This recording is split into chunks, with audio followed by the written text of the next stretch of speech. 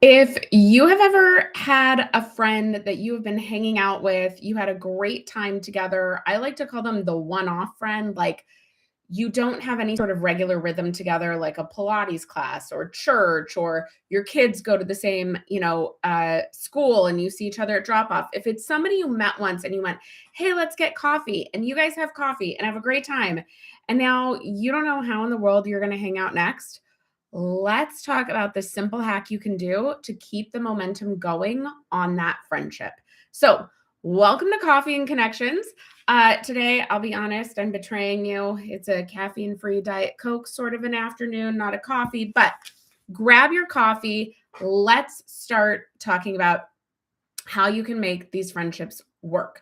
So, this works with any type of friendship, but as I said, I just think it works really well with the one where you don't have a regular rhythm to see each other again. So maybe it's somebody that you met at a conference and you do a Zoom call together and you had a great Zoom. You're like, we should Zoom again.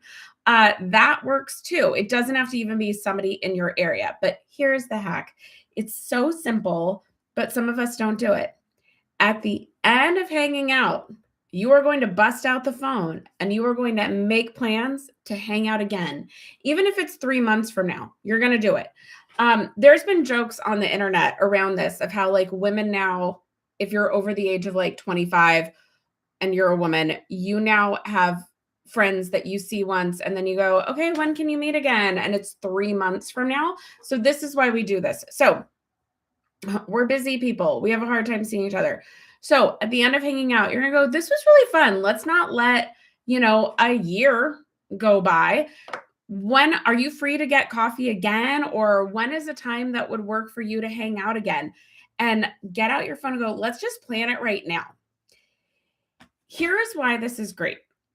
It number one goes to me, it's a productivity hack. This goes in like the GTD category of I don't need that open loop going. We meet, we have fun, and then I have to go home and go, oh, yeah, we should do it again. Oh, yeah, I need to message her. Oh, I got to plan another time. Like we're there, we're in the moment, use the momentum. Your phone is with you, which I know has your calendar on it.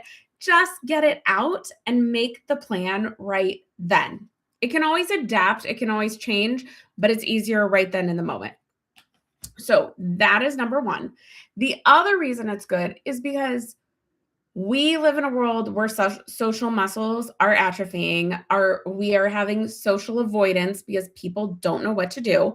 And so it's going to be helpful to put this out there right in the moment. You are actually like helping them breathe a sigh of relief of, oh, okay, good. We're just going to figure it out. I don't have to like go home and stress over, did they like me? Did they have a good time?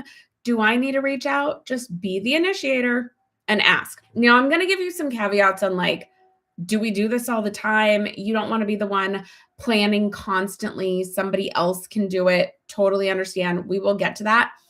This to me is best for that person that you clearly both had a great time. I met someone once that it took us forever to figure out how to meet. We met for dinner. We had the greatest time that we joked. We said, this is like the greatest first date I've ever been on. Like it's a friend date, but this is the greatest first date. We just hit it off. But we didn't live near each other. We met at a random event. I think we hung out one more time. We live far. I know I said we didn't live near each other. We lived pretty far from each other. It just didn't work. Where I wonder if I had said, hey, let's get something on the calendar now, or, let's see if we can at least Zoom sometime soon. Would that friendship have developed? I don't know. But it's that kind of relationship or that kind of a setting or a time getting together that should make you go, yes, okay, let's do this again, and ask in the moment. Let me look at my notes.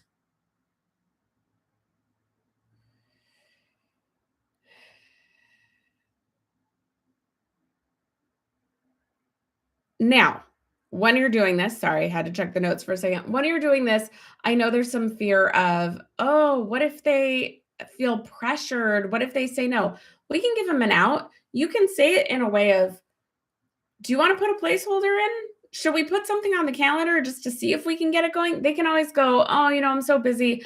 I have to check my calendar at home that's got everybody's info on it.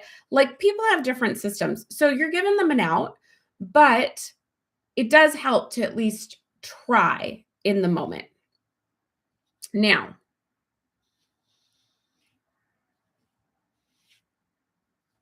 I also think, so I'm looking at my notes because one of the things that came up as an option of how to do this was like, don't do it in the moment, do it later that day and go, hey, had a great time hanging out. Let's do it again. Does next Friday work for you? And to me, that feels a little too like what you do on a date. That would actually feel like more pressure to me than at the end of the Zoom call, at the end of hanging out and getting coffee, you go, this was really fun. Do you want to do it again next month? Yeah, let's get our phones out and do it now. Like that actually feels like less pressure to me. You can put in the comments if you feel differently. Let's chat about it. I would love to hear.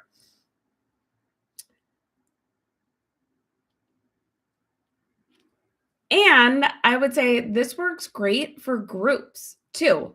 If you had a group that got together and had a great time, y'all sit there and figure it out. Again, it might be 6 months from now. Everybody's schedule is crazy. You need to be the initiator, right? We're going to be the villager we want to be, we want in our lives, and say, hey, you guys, this was really fun. We need to do it again. And we know life gets crazy. Let's get out our calendars now. Let's put it in our calendar. People will do it. And again, they're going to go, oh, thank God it happened. Okay, good. It's on the calendar. It's just easier in that moment. So let me look at my notes. Couple of things. I know the biggest one is people go, ooh, I'm afraid I'm going to seem pushy. I don't want to seem pushy. You're not being pushy. We got to reframe that. You are just eliminating the exhausting back and forth. Okay. So you are getting out the phone and let's give a time, right? You get out the phone and you go, let's do coffee again. 2 weeks on Friday, I'm open at 10. Do you want it? Are you free for that? And if they say no, then go, okay, is there a time that works for you? And if a couple minutes go by and you guys truly can't figure it out, that's okay. Then we let it go. Then we go, oh, you know what? Let's go home and look at our schedules, but I will send you a few more dates tomorrow. Okay, great. But at least we got the ball rolling, but you are not being pushy. They can always say like, oh, I gotta go check my calendar. Totally fine. Let's see. What are some of the others? If you're like, oh, they're a person that their schedule is chaos, you can say like, do you want to just like put a hold on a time? I totally understand things might come up for you. That's fine. Great. And then what if you forgot? What if you're like, oh my gosh, Cassandra, this is amazing advice. I should go do it. I'm going to do it. Next time I get coffee with someone and you go get coffee and you drive away and you go, wait, why didn't I do it? Then I think it's okay to message later in the day and go, oh, hey, had a great time. And I meant to ask you at the end, I know life gets crazy. Do you want to try and do this again next month? Do you want to get a date on the calendar now? Here are some dates that work for me. They can ignore it. They can offer a different date, or most likely they're going to go, yes, great idea. Let's do it. Now, if you're here live, can you do me a favor? My mic was doing some weird things. Can you let me know if I sound strange or normal? Because I don't know if I'm on the right settings. That would be great. Thank you so much. So one thing I would say is, what if you were always the initiator and you're tired of this? I do think this is something you do the first couple of times. You're going to like build the habit. You're going to lead by example. And then after a while, if you've hung out for the fourth time and they always say yes, but they never invite you to anything, you've almost like taught them you will, don't do it that time. Let them come to you. Okay. There is a point where we have to back off and go, is this friendship going to stay? is this person going to be interested in talking to me again? You got to back off, let them come to you. So I am not saying we do this every single time in a relationship for the rest of time. You can make sure, or not, you can make sure, you can definitely let go at a certain point and let them take the chance. Okay. So other things, what if they always cancel? Well, then we don't do this anymore. If there is somebody that you keep trying to make plans with and like they say yes in the moment and then they cancel every single time, we can let that go. Let me put it this way. If that drives you crazy the way it drives me crazy, you can let that go. So you just need to start with one. And then I'm looking at my notes. Sorry. Let's see what else is out there.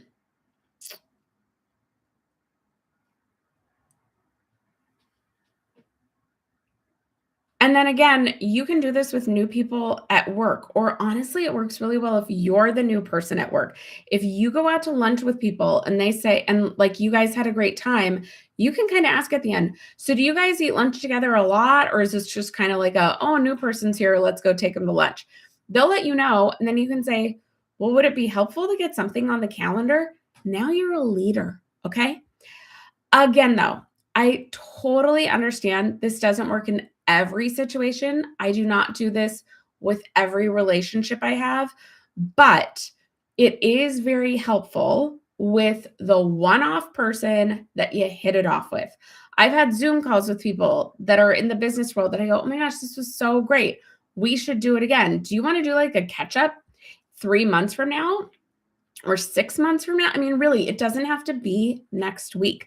Now, if it's someone you're trying to build a friendship with and they live down the street from you, something like that, do it now. Say, great, let's get together in 2 weeks. How does that sound? Like, you want to get coffee again? And they can say yes or no. I promise you, it's worth being brave and trying it. If you want something different than what you have right now, we have to try something different than what we've been doing. So be brave and try it.